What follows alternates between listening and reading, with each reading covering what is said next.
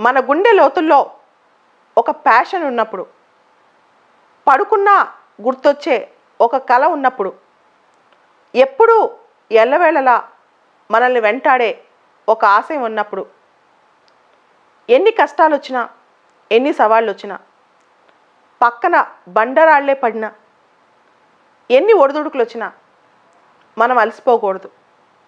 ఇంకా చాలే అనుకోకూడదు. ప్రతి మనిషికి ఒక కసి ఉంటుంది. ఒకటి సాధించాలనే తపన చాలా సందర్భాల్లో వస్తుంటుంది.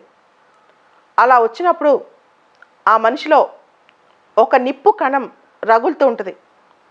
అది రగిలినప్పుడల్లా ఏదైనా సాధించాలి, మనం అనుకున్నది ఛేదించాలి అనిపిస్తూ ఉంటుంది. కొన్ని గంటల తర్వాత చుట్టూ జరిగే సంఘటనల వల్ల కొన్నిసార్లు టెంపరీగా మర్చిపోతుంటాం. ఎప్పుడూ మన లక్ష్యాన్ని మర్చిపోకూడదు, ఎప్పుడూ అలసిపోకూడదు. మనం చూస్తే ప్రకృతిలో అనేక అంశాలు మనల్ని అలసిపోకూడదు అని చెప్తుంటాయి. దాంతోపాటు నిరంతరం శ్రమించే చాలామంది పగలు రాత్రి వాళ్ళు అనుకున్న దాని పట్ల పరిగెడుతుంటారు, పోరాడుతుంటారు. వాళ్ళందరికీ అలసట రాదా? వాళ్ళందరూ మనుషులు కాదా? ఎవరైతే వాళ్ళ లక్ష్యం కోసం పోరాడతారో అందరూ మనుషులే. అందరికీ అలసట వచ్చుద్ది. ఎంత అలసట వచ్చినా వాళ్ళు మళ్ళా కొన్ని గంటలకే వాళ్ళ లక్ష్యం గుర్తొస్తుంది. వెంటనే తిరిగి మళ్ళా మేలుకుని పనిచేస్తుంటారు.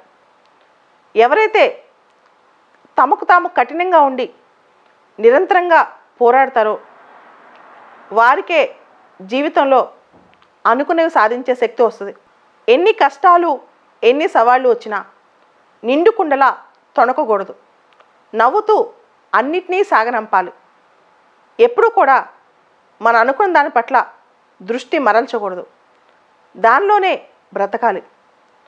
కొన్ని సందర్భాల్లో అలసట వచ్చినట్టు, మనం ఏదైనా సాధించలేనప్పుడు నీరసపడిపోయినట్టు, ఇంకా మన వల్ల కాదనే భావన వస్తుంటుంది. ఎప్పుడైతే ఆ భావన వస్తుందో ఎంత తొందరగా వీలైతే అంత తొందరగా తిరిగి మళ్ళా నించోవాలి, పరిగెట్టాలి. మనిషి జీవితంలో అలసటకి స్థానం లేదు. మనిషి జీవితంలో పూర్తి స్థాయి విశ్రాంతికి స్థానం లేదు. కొంత చిన్న చిన్న బ్రేక్స్ తీసుకుంటూనే అలసిపోకుండా తిరిగి పరుగులు తీయాలి. అలసట లేనిదే మన జీవితం. అలసట లేని ప్రయాణమే జీవిత పరమార్థం.